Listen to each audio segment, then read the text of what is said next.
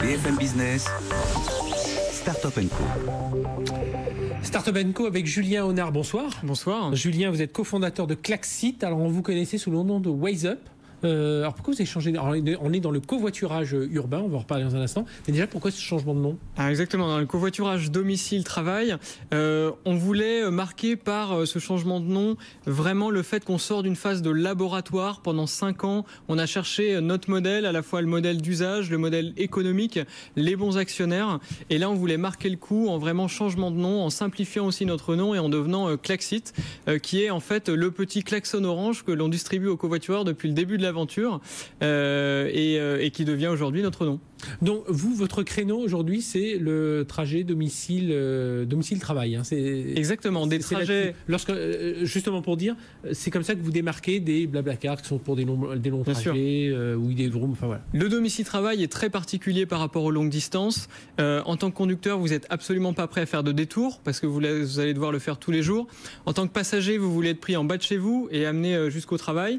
Et puis le soir, on finit pas forcément tous les jours à la même heure. Et donc on a besoin d'avoir une application qui en temps réel va vous retrouver le bon conducteur au bon moment pour vous ramener chez vous. Et c'est ce que permet l'application Klaxit, qui est du coup une application dans son usage très différent d'une plateforme de longue distance, qui est plus un voyagiste comme vous réservez un billet de train ou un car Macron finalement. Ça veut dire que vous travaillez beaucoup avec un univers de géolocalisation, mais aussi j'imagine d'entreprises. Vous allez démarcher un groupe d'entreprises. Voilà, tiens, je prends l'exemple de BFM. Autour de nous, on a Technicolor, on a Microsoft qui est un peu plus loin, on a voir le ministère de la Défense, pourquoi pas. Vous allez les voir de la Poste, le siège de la Poste, exactement, qui est juste derrière. Ça veut dire que vous allez essayer d'aller voir toutes ces entreprises, de dire voilà, tout ça, ça fait une dizaine de milliers de personnes.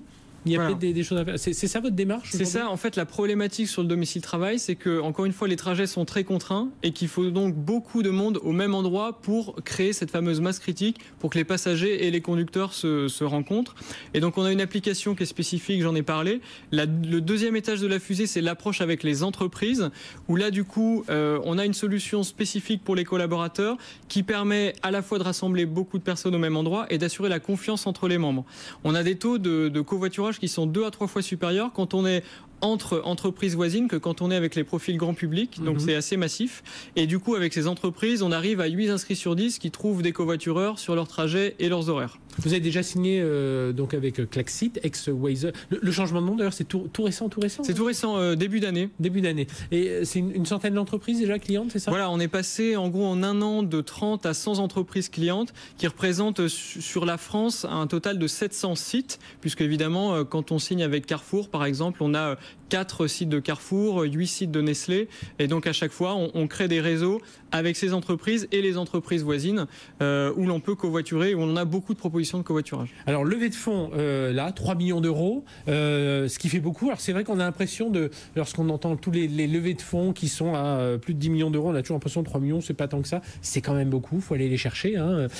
Dans ceux qui vous ont rejoint, Sodexo, RATP, l'accélérateur Via ID, la Maïf, oui. Voilà, donc il y a des profils assez différents. Hein, dans son oui, et en fait, plutôt que le montant, ce qui est assez inédit sur cette levée de fonds, c'est finalement la puissance de l'alliance qu'on est en train de créer pour le covoiturage courte distance. On a voulu réunir dans le capital de Klaxit l'ensemble des acteurs qui ont un effet de levier très fort sur notre business pour aller conquérir ce marché.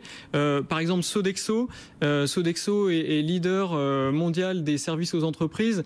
Ils font de la restauration, ils sont bien connus pour ça, mais ils font aussi de la conciergerie, ils font des services généraux, ils vendent des passes restaurants. Ça rentre tout à fait dans, ils ont le portefeuille des services qui peuvent faire. Ils ont 2000 entreprises aujourd'hui clientes en France, avec chacune plusieurs dizaines de sites. Sodexo va déployer notre offre sur l'ensemble de ses clients, donc ça nous permet de nous étendre en national.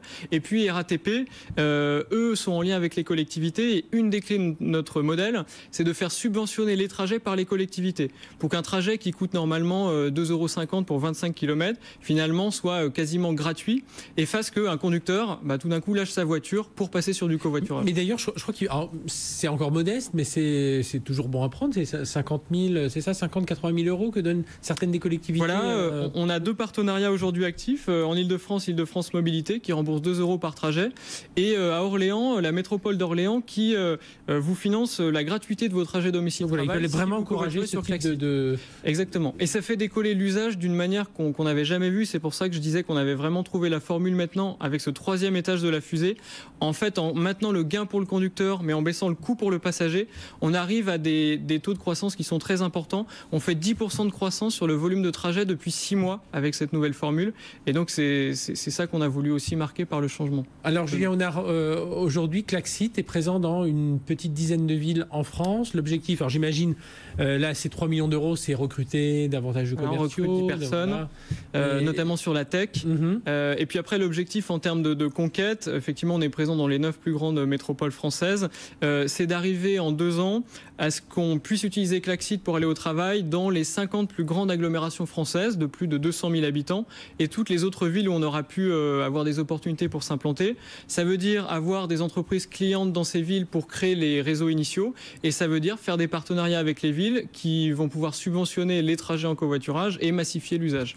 C'est un modèle. Alors, le modèle économique, c'est quoi? Du coup, il est double. On a un abonnement pour les entreprises, pour leurs collaborateurs, pour les aider à mieux recruter dans des zones qui sont mal desservies par les transports, les aider à réduire le besoin en places de parking. On fait du contrôle d'accès automatisé à des places pour les covoitureurs. Et deuxième modèle, avec les collectivités, où là, on va prendre un pourcentage sur les montants qui sont injectés en cofinancement de trajet. En fait, c'est le modèle du transport public.